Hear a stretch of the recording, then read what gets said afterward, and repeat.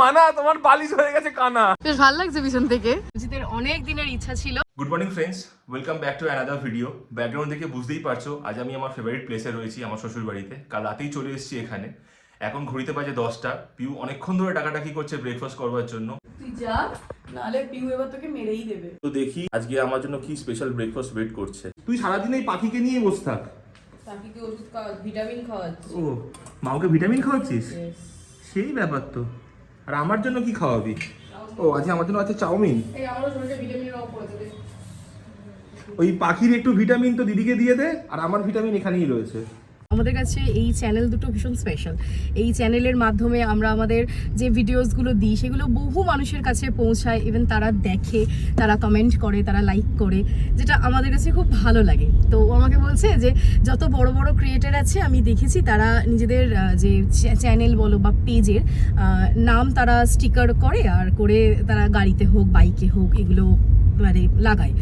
তো আমরাও কেন না একটুখানি সেরকম ট্রাই করি। তো আমি জিনিসটা নিয়ে একটু হেজিটেট করছিলাম। আমাকে বোঝালো যে হতে পারে যে তোর পেজটা অনেকটা ছোট, কিন্তু তোর ভিউয়ার্সরা যদি তোকে দেখতে পছন্দ করে তাহলে দেখবি একদিন এই পেজটাই হয়তো অনেকটা বড় হবে, তোকে আরো অনেক মানুষ পছন্দ করবে। তো শখ হয়েছে যখন, চল আমরা পূরণ করেই নিই। ইউটিউব, ফেসবুক এই দুটো আমার কাছে সত্যি ভীষণ স্পেশাল। রাতে ঘুম হোক আর না হোক, রাত জেগে হলেও আমি এডিট করে তারপর ভিডিও পোস্ট করবই করব। মানে আমার মধ্যে এরকমই একটা এখন চলে। আমরা এসে গেছি, দেবজিৎ যাচ্ছে কথা বলতে। মানে কথা তো বলেই রেখেছিস। হ্যাঁ, কথা তো কমপ্লিট বলাই আছে। যা, এই হচ্ছে ফাইনাল লুক আমাদের YouTube and Facebook, Debjit Susmita blog and আমরা ভোগো ঘুরে। আর পাশেই পুলিশ। বেশ ভালো লাগছে পিছন থেকে।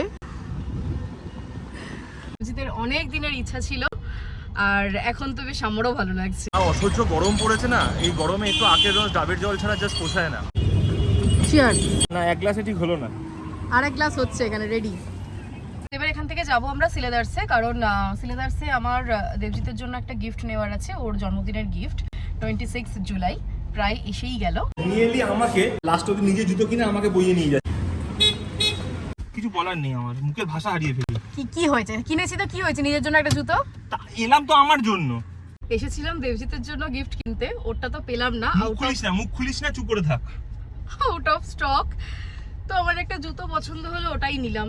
ভালো লাগলো জুতোটা, কি করবো, নেবো না বলে। বাড়ি ঢুকে দেখি মার পুরো লাঞ্চ রেডি।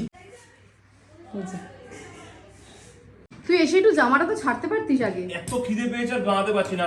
মানে ঝুড়ি আলু ভাজা, আলু পোস্ত, ডাল, দই কাতলা, পাঁপড় ভাজা, মানে আমি বানাতে পারছি না। আর এই একজন খিদের জ্বালায় মুখের অবস্থা কি। এই দাদাকে খিদে পেয়েছে আমার।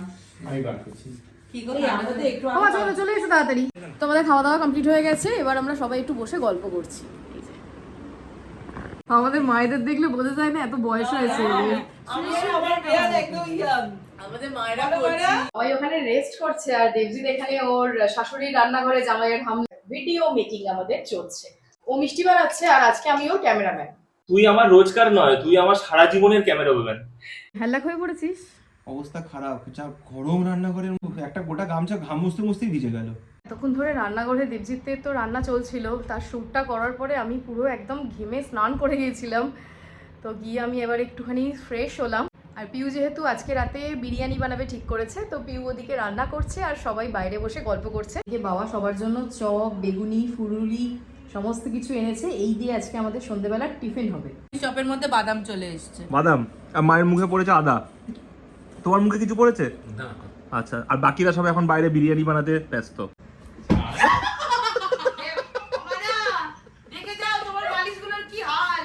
মানা তোমার বালিশ হয়ে গেছে কানা।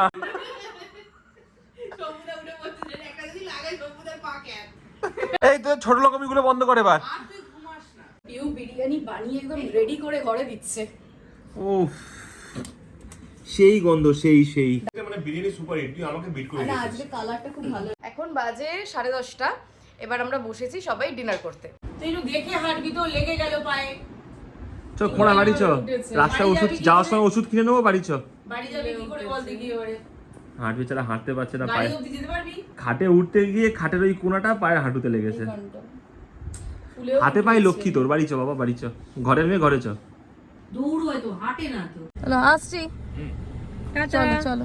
সো আমি তো বাড়িতে যাওয়ার আগেই একটা অঘটন ঘটালাম, খুব জোর পায়ে লেগেছে, আমি হাঁটতেও ইভেন পারছি না খুব একটা। যাই হোক, তাহলে চলো ভিডিওটা আজকে এখানেই শেষ করলাম। যদি ভালো লাগে তাহলে প্লিজ একটা লাইক করে দিও, সবার সাথে শেয়ার করো, আর সাথে কীরকম লাগলো তো অবশ্যই আমাকে কমেন্ট করে জানাবে। আর চ্যানেল থেকে দেখলে সাবস্ক্রাইব করো, আর যদি পেজ থেকে দেখো তাহলে প্লিজ ফলো করে দিও। আজকের মতো টাটা, দেখা হবে আবার অন্য কোনো ভিডিওতে। Good night.